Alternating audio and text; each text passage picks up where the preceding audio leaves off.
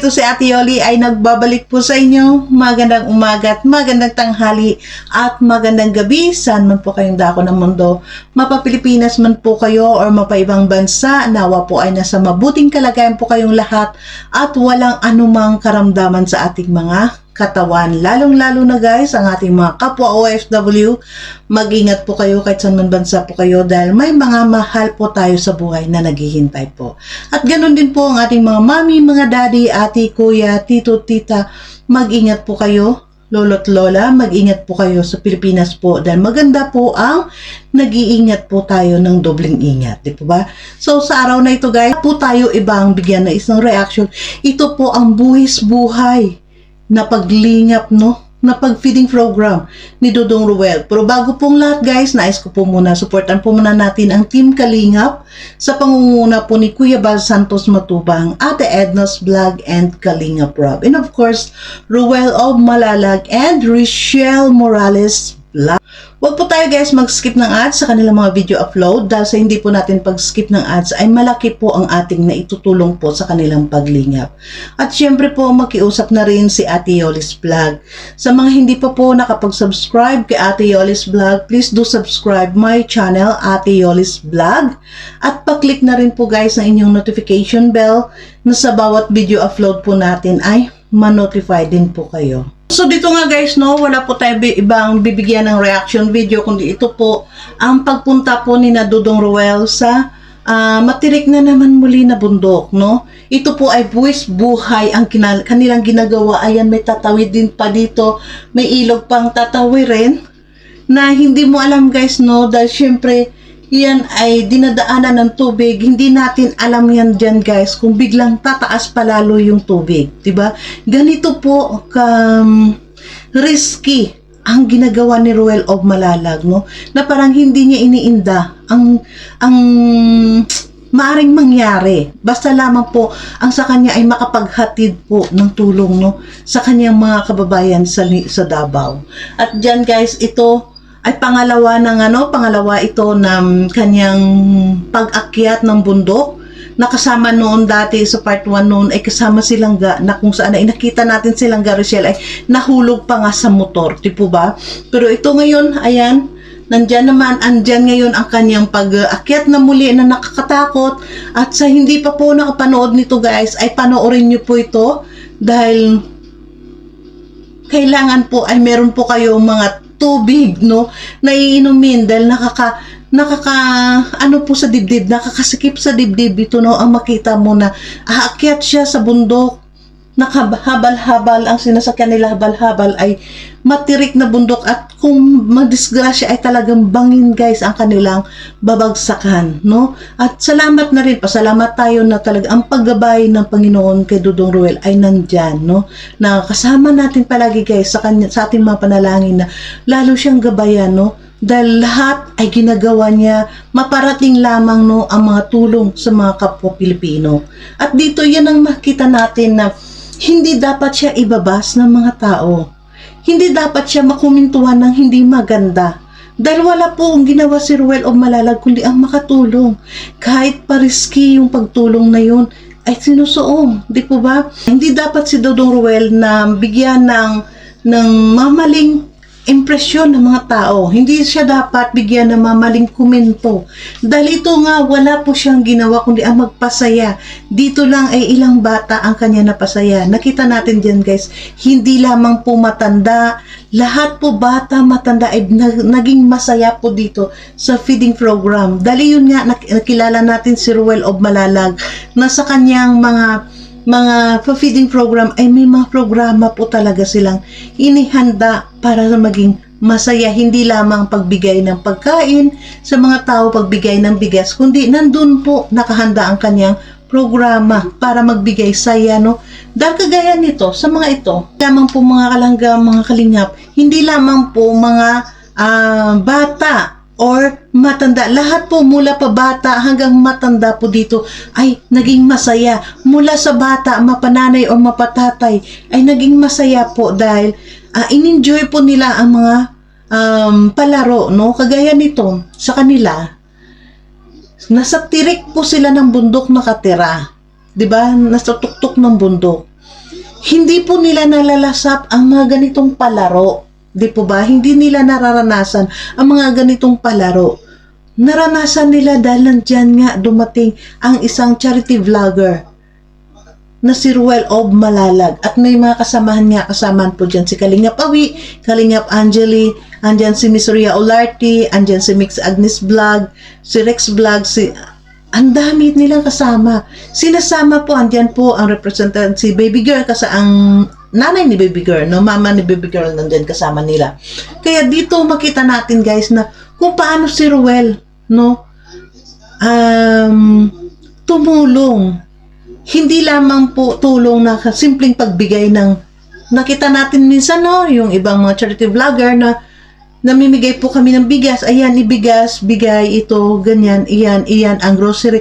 Pero dito natin nakita si Ruel na talagang naghahandaan ng programa. Nahandaan po talaga ng program para po maging masaya. At dito, kagaya lang dito sa mga kabataan na ito, ng palaro, head, shoulder, toes, and knees. Di pa ba? Ulo, balikat, ulo, abaga, kasi ganyan yan, ulo, balikat, baywang, tuhod, paa. Hindi po ba? Ganun sa Tagalog. Kasi Bisaya nga talaga guys, no? Dito, ang laro na ito, yung ibang bata nga guys, di po ba? Sa age po nila, dahil sila po ay nasa tuktok ng bundok nakatira.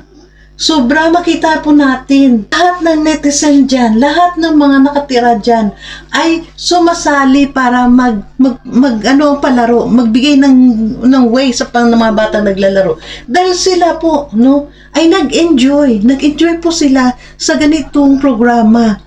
Diba? Hindi po basta-basta ang saya ang nararamdaman ng mga ito.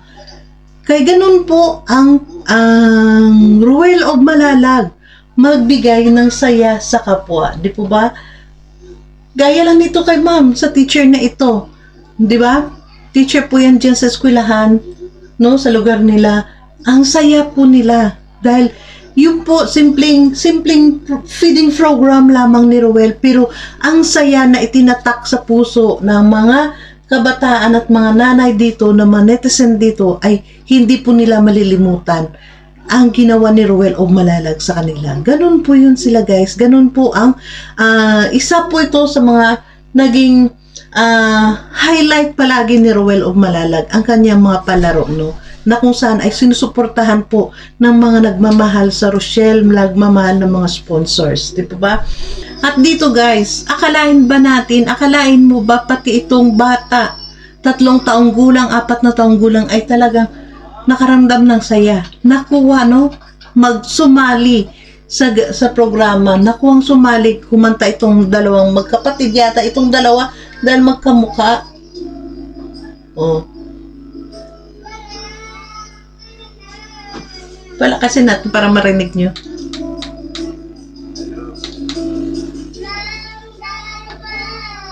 Oh. Ang cute nila guys. Diba? Ang cute po nila mga kalangga, mga kalingap. Ang cute po nilang dalawa.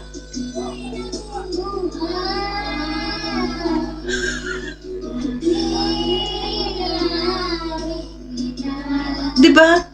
Ito po ang dapat po. Ito pong maganda dahil lahat po sila dito ay nakijoin.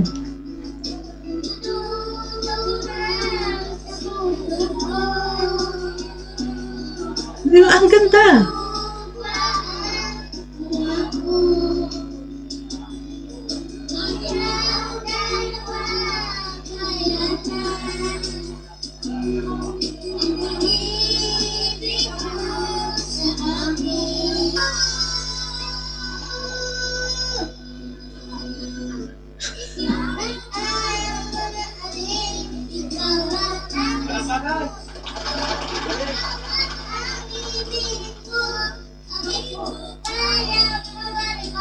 Nag-cute mo kanya.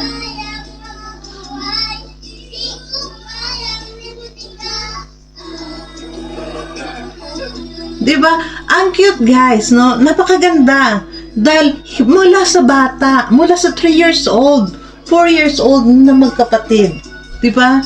Ay sumali sa kasayahan. Ito po yung feeding program na ito ni Ruel of Malalag ay talagang hindi po nila nito malimut-limutan. Hindi po malimutan ng mga tao dito. na ang saya, para naging fiesta po sa kanila, guys, di ba?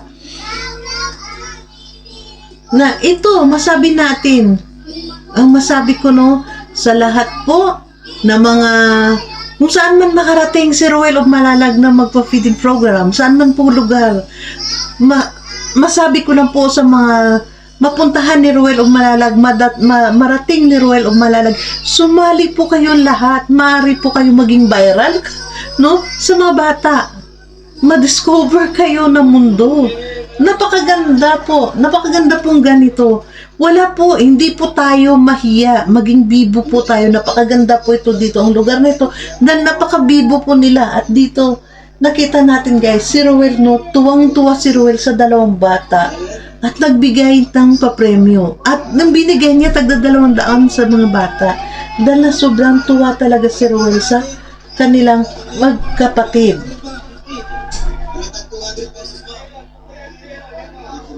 Diba? Dahil ito po yung napakaganda na sa kanilang inakyat, dahil dito nag-participate talaga ang buo, no? Buong baryo dito nag-participate talaga sa programa.